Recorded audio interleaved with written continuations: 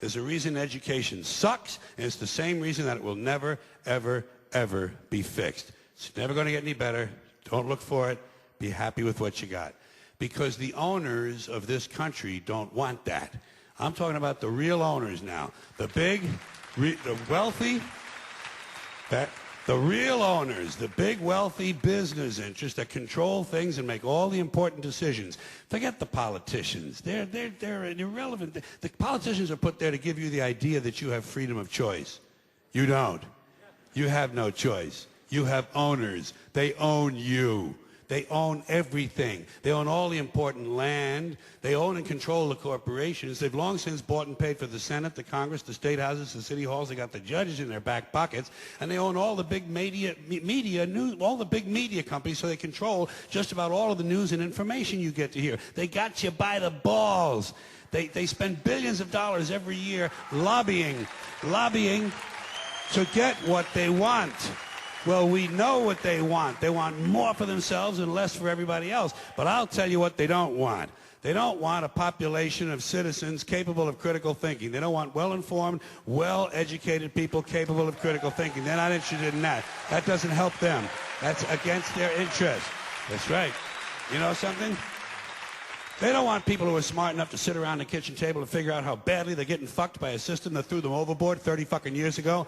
They don't want that. You know what they want? They want obedient workers. Obedient workers. People who are just smart enough to run the machines and do the paperwork and just dumb enough to passively accept all these increasingly shittier jobs with the lower pay, the longer hours, the reduced benefits, the end of overtime, and the vanishing pension that disappears the minute you go to collect it. And now they're coming for your Social Security money. They want your fucking retirement money. They want it back so they can give it to their criminal friends on Wall Street. And you know something? They'll get it. They'll get it all from you sooner or later because they own this fucking place. It's a big club, and you ain't in it. You and I are not in the big club.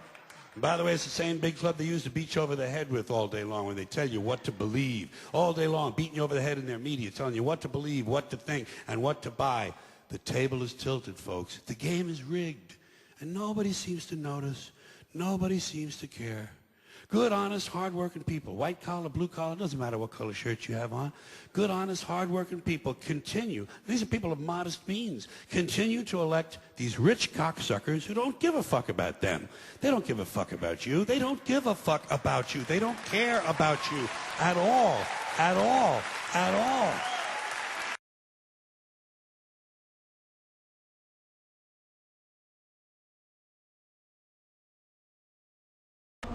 Bilderberg's plan for the whole world is nothing less than world government.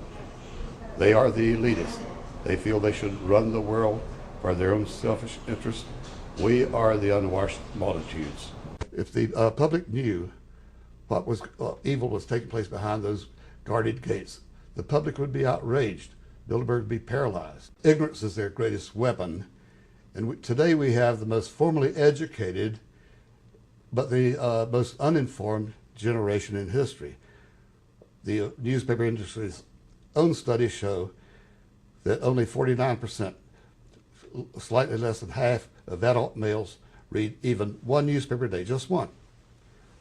You're in the minority if you read a newspaper. And this is a conspiracy because every year they meet in secret.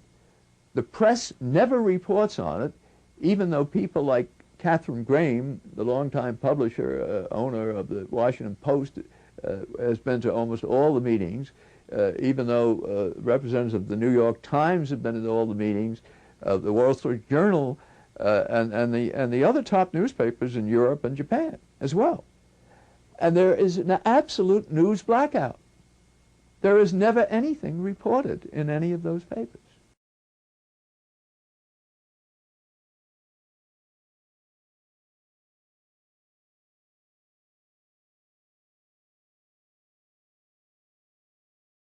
Allegations that international bankers were responsible for Lincoln's assassination surfaced in Canada 70 years later in 1934.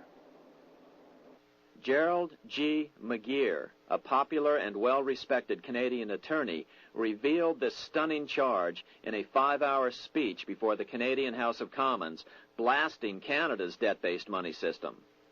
McGeer had obtained evidence deleted from the public record, provided to him by Secret Service agents at the trial of John Wilkes Booth after Booth's death. McGeer said it showed that Booth was a mercenary working for the international bankers.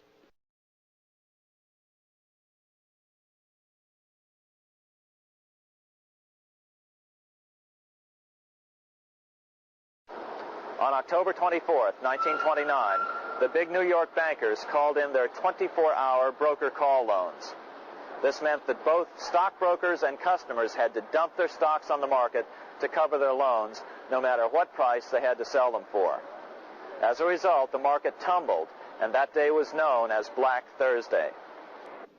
Congressman Lewis McFadden, chairman of the House Committee on Banking and Currency from 1920 to 1931, knew who to blame.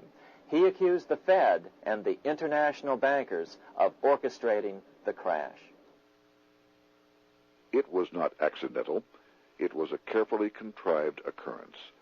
The international bankers sought to bring about a condition of despair here so that they might emerge as rulers of us all.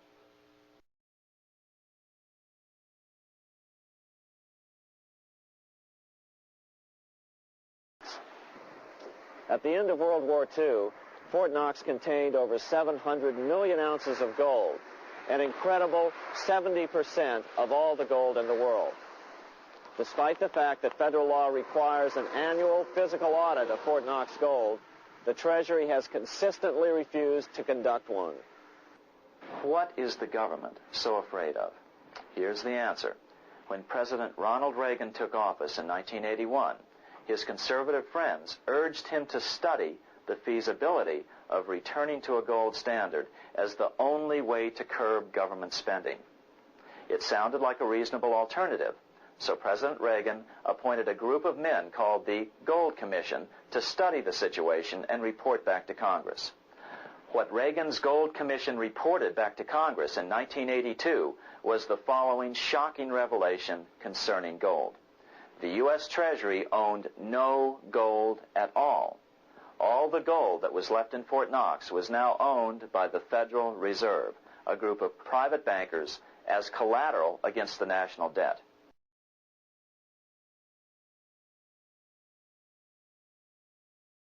In the New York Times, the mayor of New York, John Hylan, quoted Roosevelt and blasted those he saw as taking control of America, its political machinery, and its press.